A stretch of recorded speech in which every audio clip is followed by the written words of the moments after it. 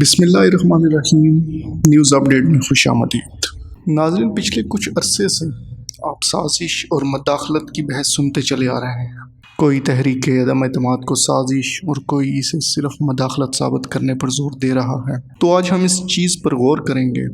کہ سازش کیا ہوتی ہے اور مداخلت کیا ہے، اور پچھلے 3 ماہ سے جو کچھ پاکستان میں ہو رہا ہے اسے سازش کہہ سکتے ہیں یا نہیں۔ ناظرین، ایسا منصوبہ جو کسی غیر قانونی کام یا کسی کو نقصان پہنچانے کے لیے 2 یا 2 سے زیادہ افراد نے خفیہ طور پر تیار کیا ہو،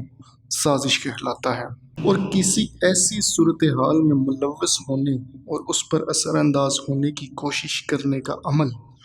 جس میں آپ کو شامل نہیں ہونا چاہیے، جس سے دوسرے لوگوں کی دل آزاری ہو، مداخلت کہلاتا ہے۔ ناظرین، 7 مارچ 2022 کو ایک سفارتی مراسلہ موصول ہوتا ہے جس میں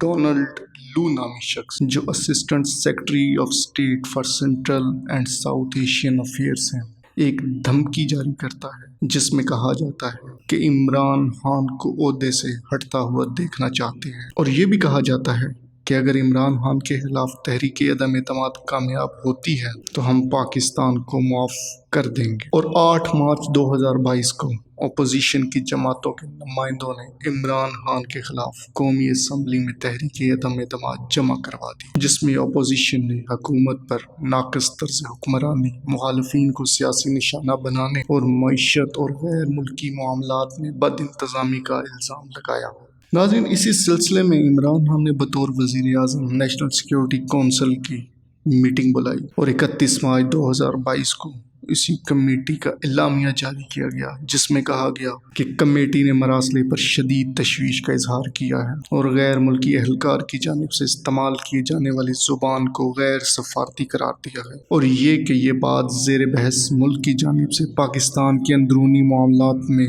صریحاً مداخلت کے مترادف ہے، جو کسی بھی صورت ناقابل قبول ہے۔ کمیٹی نے فیصلہ کیا ہے کہ پاکستان سفارتی اصولوں کو مد نظر رکھتے ہوئے اسلام آباد میں اور زیر بحث ملک کے دارالحکومت دونوں میں ایک مضبوط ڈیمارچ جاری کرے گا۔ ناظرین، 3 اپریل 2022 کو جب قومی اسمبلی کا اجلاس شروع ہوا تو ڈپٹی اسپیکر قومی اسمبلی قاسم خان سوری نے تحریک عدم اعتماد کو ووٹنگ کرائے بغیر غیر ملکی مداخلت کی بنیاد پر مسترد کر دیا، اور اس کے ساتھ ہی عمران خان نے بطور وزیر اعظم کے اپنے اختیارات استعمال کرتے ہوئے صدر عارف الوی کو قومی اسمبلی کو تحلیل کرنے کی سمری بھجوا دی اور نئے انتخابات کا مطالبہ کر دی، جس پر سپریم کورٹ آف پاکستان کے چیف جسٹس نے سو موٹو لیا، اور سپریم کورٹ نے 5-0 سے فیصلہ دیا کہ ڈپٹی اسپیکر کی تحریک کو مسترد کرنے اور بعد میں قومی اسمبلی کے تحلیل کا حکم غیر آئینی ہے، اور تحریک عدم اعتماد کی ووٹنگ کو آگے بڑھایا جائے۔ 10 اپریل کو قومی اسمبلی میں تحریک عدم اعتماد 342 میں سے 174 ووٹوں کی اکثریت سے منظور ہوئی، جس کے نتیجے میں عمران خان ایوان کا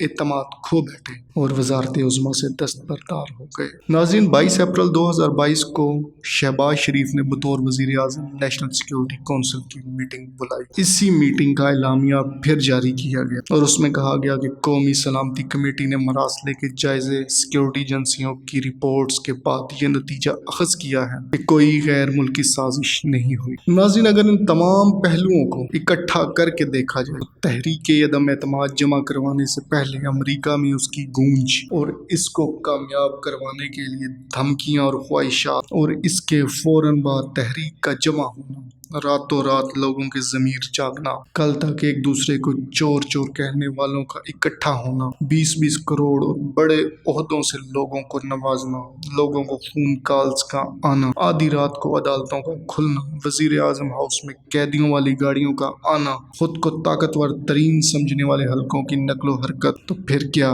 ایسا نہیں لگتا کہ یہ سب کچھ 7 مارچ 2022 والے دن ظاہر کی جانے والی خواہش کو پورا کرنے کے لیے کیا گیا؟ تو پھر یہ سازش نہیں تو اور کیا ہے؟ ناظرین، رہی بات ان طاقتور ترین حلقوں کی جو اسے صرف مداخلت ثابت کر کے اپنے آپ کو اس سب سے باہر رکھنے کی ناکام کوشش کر رہی ہیں، ان کی حالت کا اندازہ اس بات سے لگایا جا سکتا ہے کہ اپنے دونوں اعلامیوں میں، جو پہلا 31 مارچ 2022 اور دوسرا 22 اپریل 2022 والے دن جاری کیا گیا، اس ملک کا نام تک لینے سے ڈرتے ہیں اور ملک کا نام لینے کی بجائے زیر بحث ملک جیسے الفاظ کے استعمال سے 7 مارچ کی خواہش کو پورا کرنے میں اپنا حصہ ڈالتے ہوئے نظر آتے ہیں، تو پھر وہ کیسے اسے سازش کہہ سکتے ہیں؟ ناظرین، ہم نے ان تمام چیزوں کو الگ الگ اور اکٹھا کر کے آپ کے سامنے رکھ دیا۔ آگے فیصلہ آپ کو کرنا ہے کہ سازش ہوئی یا نہیں، اور اگر ہوئی تو ایسے کون سے اقدامات ہیں